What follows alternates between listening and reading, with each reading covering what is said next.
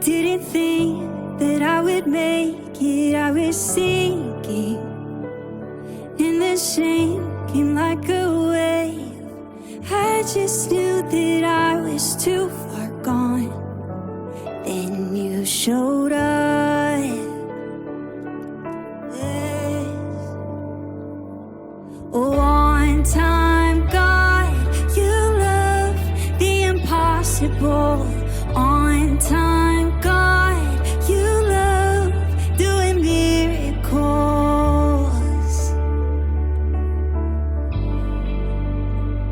See it all now, even now. How your head is always working, even in doubt. You were faithful. You were faithful, never failed. Even when I thought the darkness would. Oh, you showed up. Oh, sing on time, God. On time, God. You love the impossible. On time, God. You love doing miracles. You're never too late. You never give up. Nothing's too far gone for the on-time God.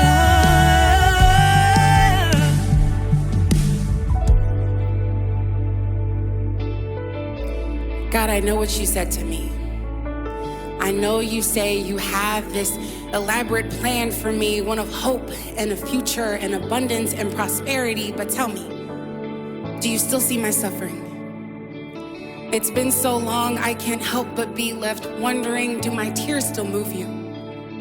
Or are you so invested in my point B that you turned a blind eye to the agony in between? Or is it me? Is there a lesson I'm just not learning? Or is there some other thing making me yet and still undeserving? God, make me discerning. The truth is elusive and the lies are unnerving. God, show me your plan. Send a revelation with urgency I can withstand if you would just show me your purpose. So keep watching, keep waiting, keep hoping, keep praying, keep watching, keep waiting, keep hoping, keep praying.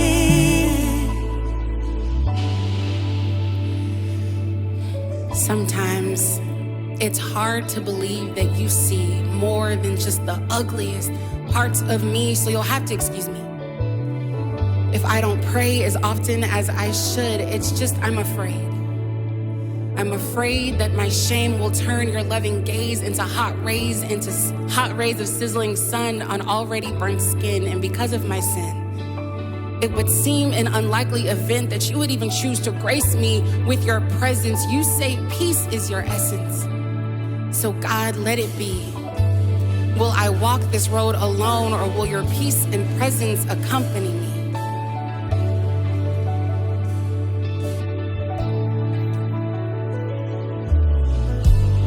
Keep watching, keep waiting, keep hoping, keep praying, keep watching, keep waiting, keep hoping, keep praying. God, I'm holding on as tight as I can. I'm holding fast to your words with everything that I am, but my fingers are slipping. The lies are creeping in and I'm losing my gripping like Eve. I'm being deceived, hearing, did God really say? And like Abraham's wife, Sarah, I kind of want to just laugh in your face. I mean, what are you saying? You promised me victory, then send most of my troops home. You promised me freedom from oppression, yet I still answer to Rome. Give me your eyes to see. Help me walk by faith expectantly, not forgetting what you've already done for me. And it's okay. It's okay if I don't see it right now, because hindsight is 2020. God, I praise you in the waiting. No matter what I'm going through, because you have always been faithful. You have, and all of your promises are true. So to you, my God, I say, Yes, I will keep watching. I will keep waiting. I will keep hoping, keep praying. Because God, you've always shown up. Our God always shows up. Our God always shows up.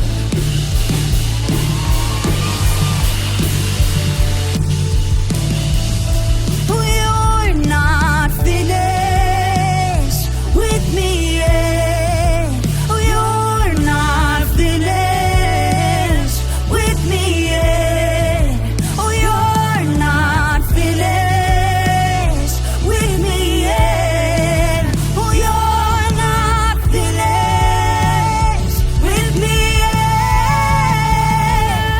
'Cause you're the on-time God. You love the impossible.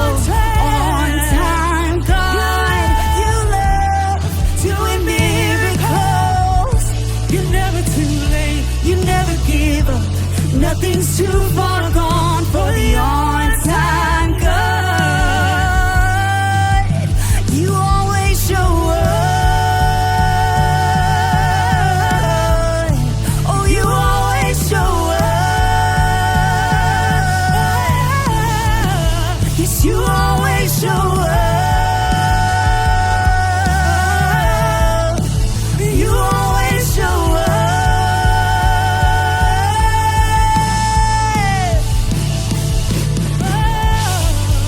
Oh, we praise you.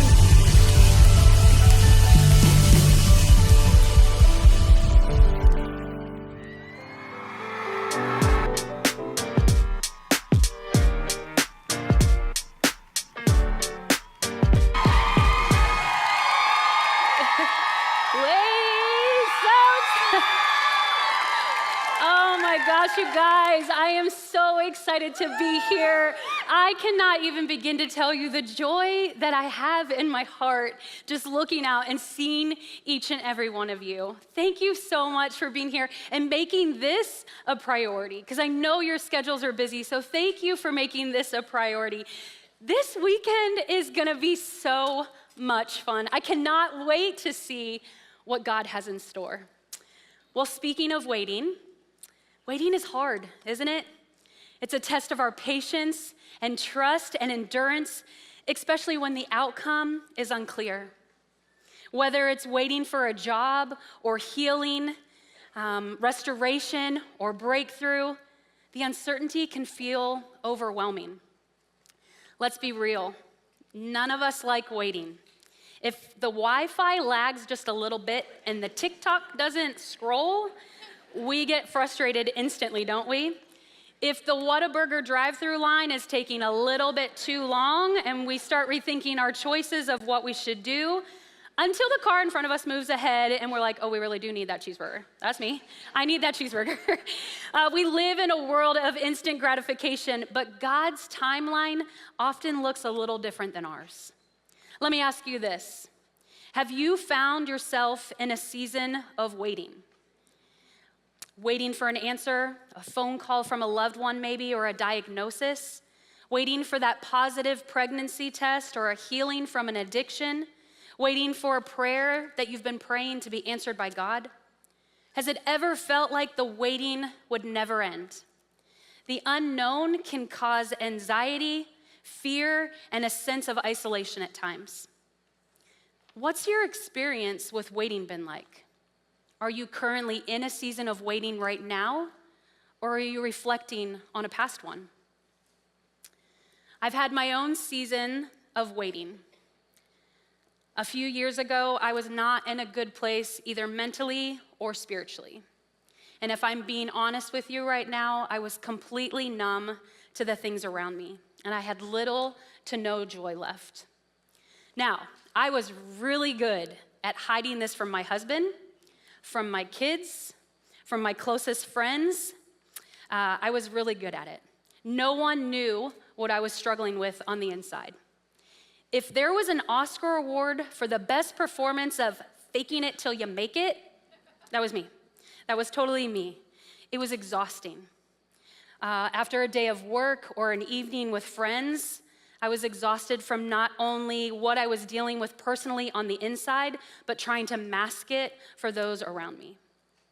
I prayed daily that God would take the fog and the feeling that were consuming my everyday life and lift it from me. I even begged him at times, but every day I would wake up and feel exactly the same. I didn't understand why he wasn't answering my request. Why wasn't he allowing me to feel better? Why was I even feeling like this in the first place? I started to get really angry with God. And I was questioning everything about who I was and who I thought he had created me to be.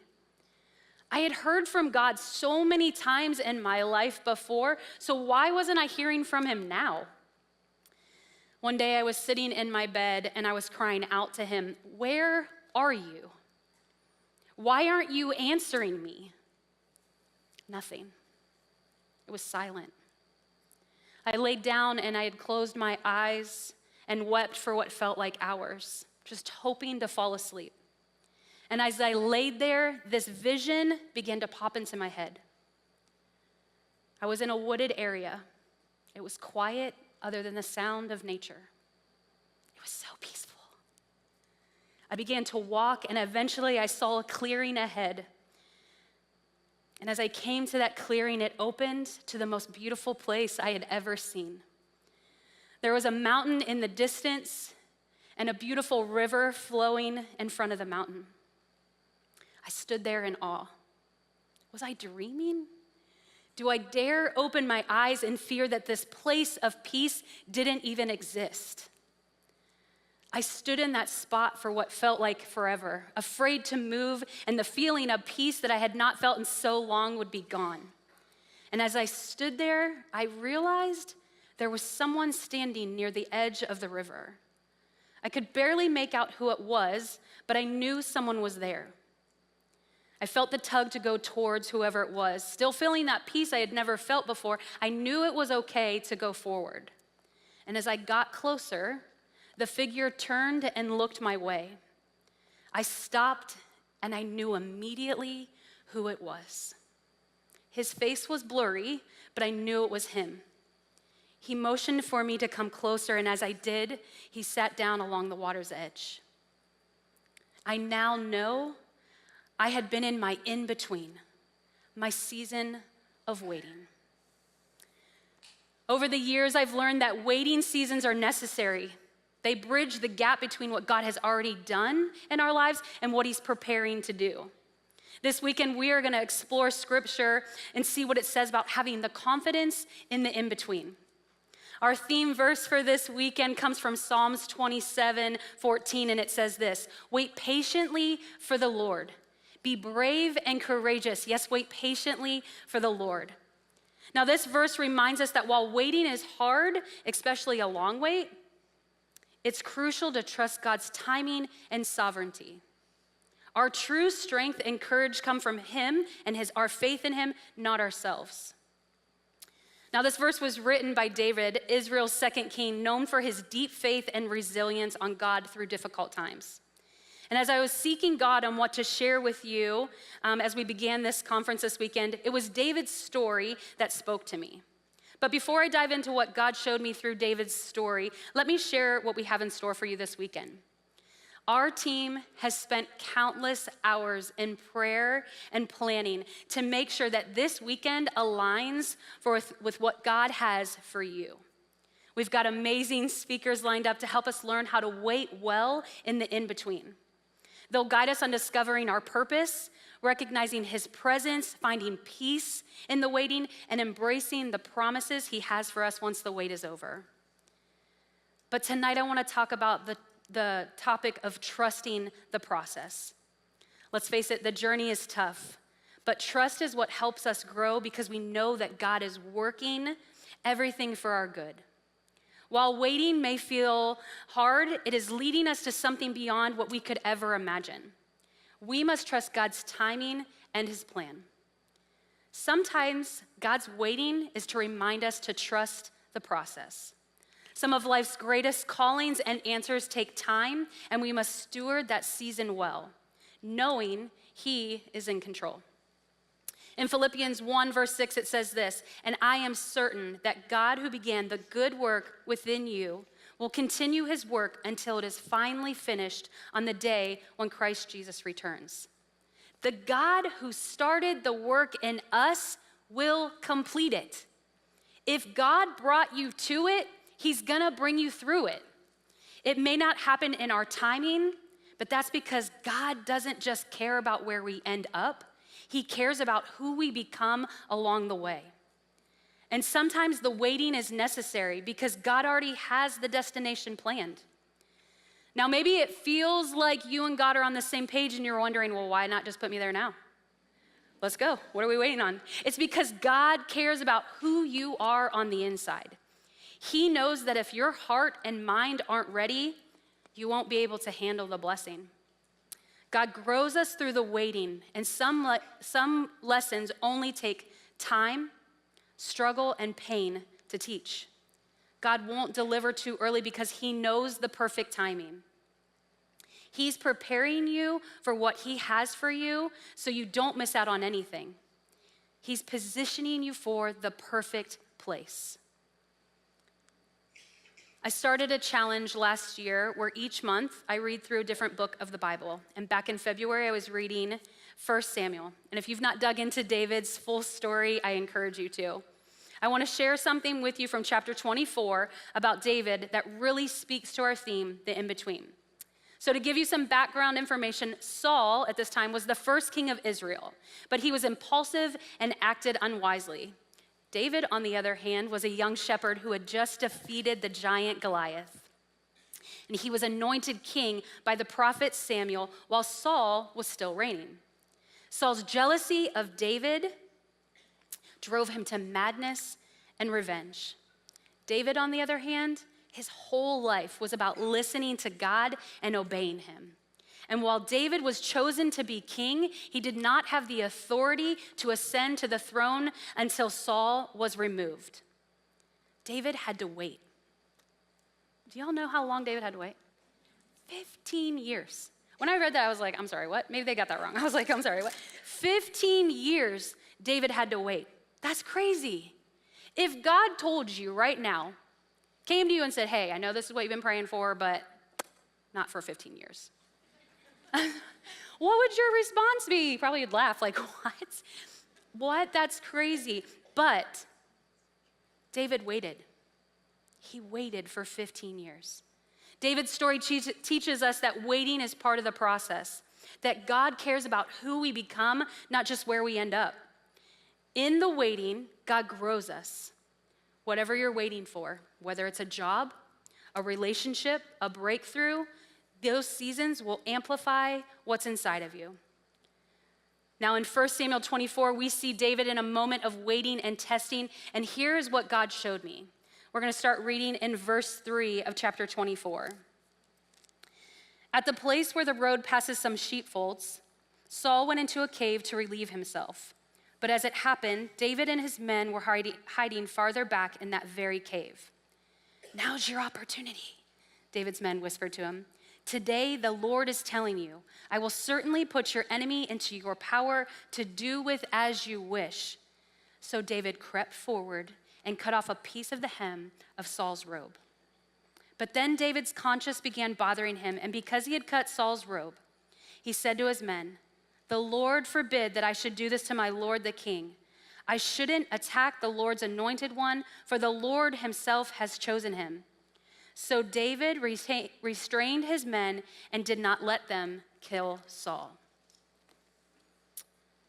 David had the perfect opportunity to kill Saul. He could have used that fast pass lane to get to the throne, but David understood that even though it was God's ultimate plan for him, it wasn't God's way to achieve it. David trusted God's process and chose not to take a shortcut. So here's the lesson. Trusting the process isn't just about wanting God's will, it's about wanting God's way. Let me repeat that for you. Trusting the process isn't just about wanting God's will, it's about wanting God's way.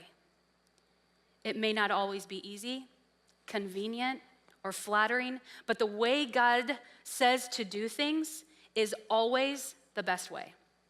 We should never sacrifice our faithfulness to God for the sake of convenience or quick results.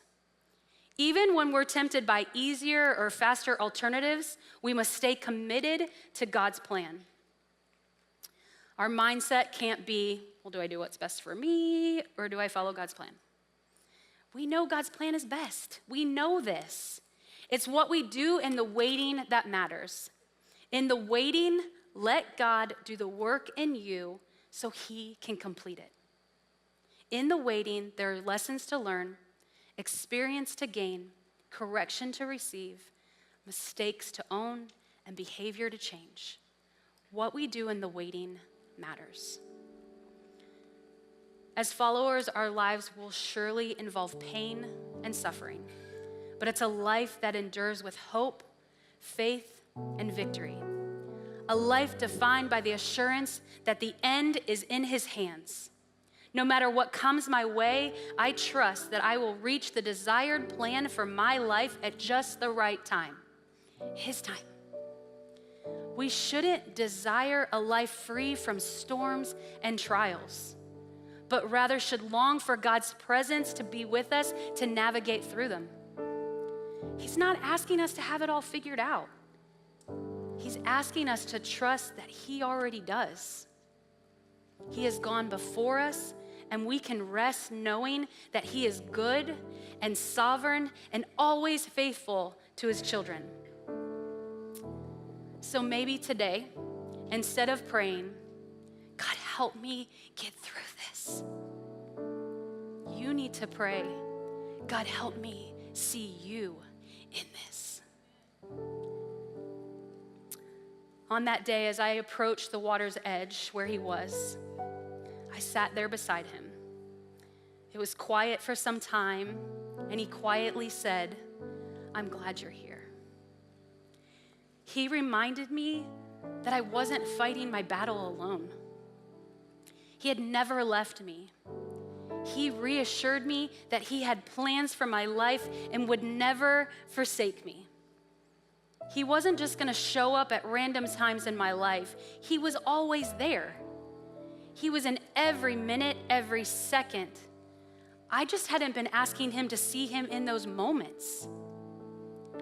He reminded me that my season of waiting for healing wasn't wasted. He had heard every prayer and seen every tear that I shed. He was using that time to draw me closer to him, because I wasn't created to experience a relationship with him on the mountaintops. I was also created to know him more intimately in the valleys of life. I sought him and he heard my cries. Though his answer wasn't always what I had hoped for, he reminded me that he had been with me all along and would never fail me. Well, in my office, I have this painting that hangs in front of my desk. I found this a couple years after I had that vision. And I look at it every day. And I'm reminded of my moments with him. It's now what I call my secret place. And if I need to go there, I'm always like, okay, I'll meet you there. Let's go. I love my place. It's a place where I can retreat and spend my in-between time with him by my side. He is the author of my story. And because of that, I will continue to trust in God, knowing that he will never fail me. And just like God met me in that moment, he meets us in our waiting. His silence doesn't mean absence. He is present and working even when you can't see it. I now know that my waiting wasn't wasted. That in any season of waiting that I will encounter, he is there with me every step of the way, and he is there with you too. He is waiting for you to call out to him and trust him. He is waiting with his arms open wide, ready to embrace you as you lean on his chest and cry. Allow him to lead you in that waiting. Trust him. I can't promise that things will always be okay, but I can promise that he will never fail you. And so tonight as I close, I would love to pray over each and every one of you. And while I may not know where you are individually, I trust that God is here and he will meet you exactly where you are. God, I just lift up the woman carrying a heavy burden. You know her struggles, her silent prayers, and her deepest desires. Remind her that even in the waiting, you are faithful. You have not forgotten her, and you are working behind the scenes for her good. Give her strength to keep going and courage to trust your timing. Let her tears water the future you are preparing. Whisper to her heart that she is never alone, that you are near, moving mountains even in the silence. Wrap her in your love and let her hear your voice saying, I am with you. I love you. You are not alone. God, thank you for never failing us and never giving up on us. God, I praise you for the woman standing in a season of victory. Thank you for the strength and perseverance that brought her here. May she seek you as faithfully in the highs as she did in the lows, staying humble and grateful. Let her joy be a light to others, a testimony of your faithfulness. Use her triumph to encourage those still in the valley. Fill her with wisdom and strength to walk in your purpose. May this mountaintop moment remind her of your goodness and fuel her for whatever comes next. Lord, thank you for your faithfulness in every season. We give you all the praise. Amen.